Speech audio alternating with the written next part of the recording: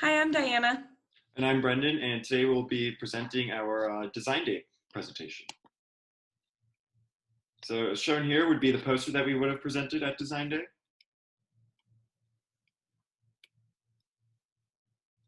So some background on the lattice winding machine. Lattice structures are leveraged for their high strength to weight ratio. Right now, engineers at Northrop Grumman hand lay small scale lattice structures, and this is labor and time intensive. So having an automated process saves time and money. These are the functional requirements that guided the development of our system requirements. The lattice winding machine operates by taking in parameters from a computer application and using these to control two motors. The wind is executed without any further input from the user. One motor controls the cylinder rotation, and one motor controls the linear actuator. When the wind finishes, the cylinder is removed, and then the lattice is cured, and the cylinder can be reused for further winds. So this is an overview of the as-delivered system. This shows our NEMR 23 motors, the gearbox, our lattice-based cylinder, the user interface, linear actuator, power supply, spool holder, spool, as well as the microcontrollers. Some of the key requirements for the system include the total range of the linear actuator, as well as its positional accuracy and the ease of use of the user application. Shown here is the system block diagram. This shows the components in their subsystems, as well as how they interface with each other. This project was developed using the Agile process. The basic concept of Agile development is iterative design and adaptation. In the traditional method, all design and planning happens before an implementation and verification.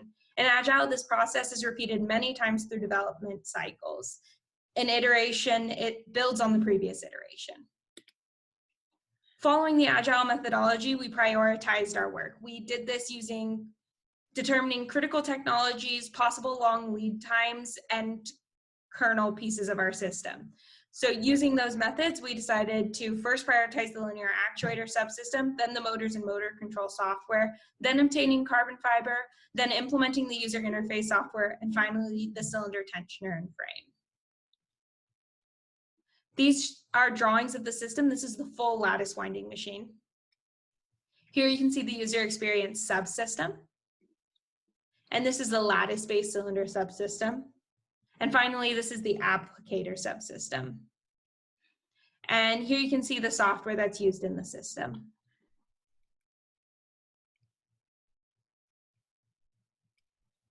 So because the lattice winding machine team was operating in an agile environment, as we mentioned earlier, our design and verification process involved designing, implementing, and verifying components before repeating the process over again, iteratively adding capabilities to the machine each time. Here you can see how we've verified requirements for each iteration. So in Agile, an MVP is a minimum viable product. This is the first iteration of the design process. The purpose of the MVP is to provide value to the customer as early as possible and then build on that. As discussed earlier, the first priority of our team was the linear actuators functionality and motor controller software. To implement this design, the team conducted trade studies for the microcontroller, linear movement mechanism, and motors. Here's a drawing and photo of the MVP system. Because the microcontroller handles motor control and runs the user interface, it's really important that it's robust. These 4 microcontrollers were considered for our trade study. Using the Pugh analysis method, different aspects of the microcontrollers were compared, and ultimately the Raspberry Pi 4 was selected. So during the second iteration of the device, this built upon the MVP and added some important functionalities, such as simultaneous motor control and a user interface. An Arduino was also added to the design to increase design robustness and ensure that the Raspberry Pi and user interface could run smoothly.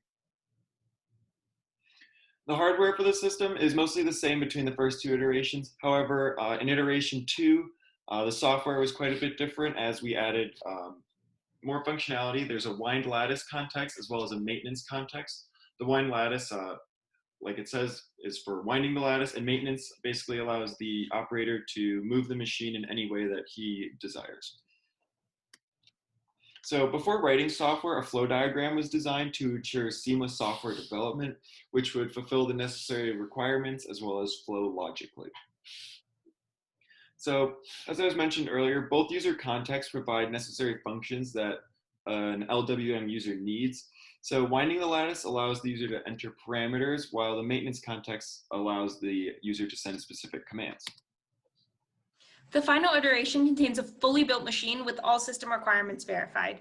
When selecting the components for this iteration, trade studies were conducted for the tensioner and cylinder material. Additionally, an emergency stop button was incorporated into the design to ensure that the machine could be safely stopped while in the middle of a lattice wind.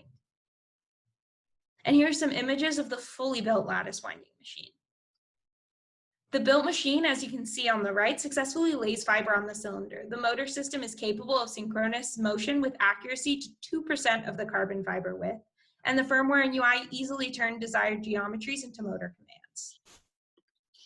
One of the trade studies conducted for this iteration involves the tensioner. Reliability, consistency, ease of use, and cost were all important aspects of this design decision.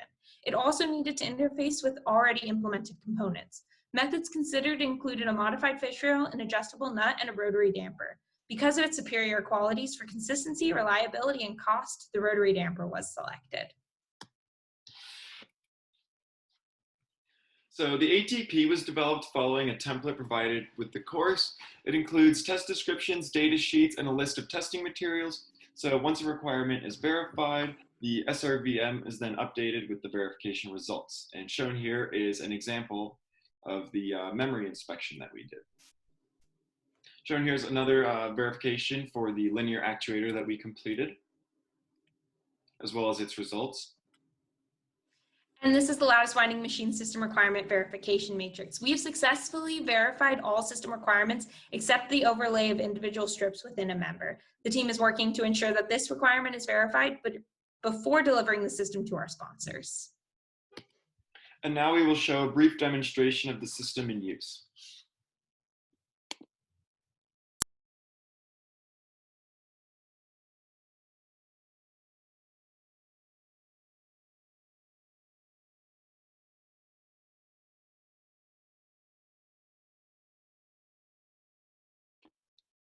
These are some of the lessons that our team learned. One of the main ones being that when the team initially tested the positional accuracy, the system failed to achieve the accuracy that was expected and needed. However, a linear trend was determined for error as a function of travel distance, as you can see in the graph on the right. So the machine was calibrated and retested, and the system passed the requirement. The following deliverables will be presented to Northrop Grumman on May 13th. A machine will be delivered with the hardware to produce the desired lattice geometries. The team has worked to verify that the machine will work as expected and is prepared to make any recommendations for possible improvements. The team overcame significant delays due to COVID-19 to ensure that a functional machine is complete. The team also has a high-level understanding of how to possibly improve the accuracy of the laid fiber. We would like to thank Northrop Grumman, the University of Arizona, our mentors, Kat and Claude, and the judges. Thank you.